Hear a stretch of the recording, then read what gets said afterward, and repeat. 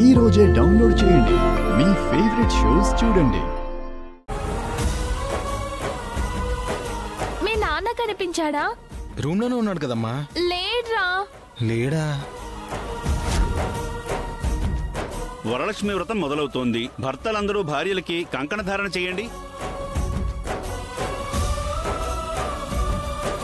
మూడో మనిషికి చోటు ఇవ్వద్దు, గాలికి కూడా గాలి ఇవ్వద్దు.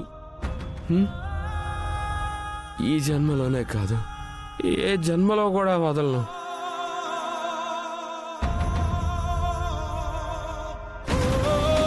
రే ఉదయ్, నీ కాబోయే భార్య వాడితో జంపురా.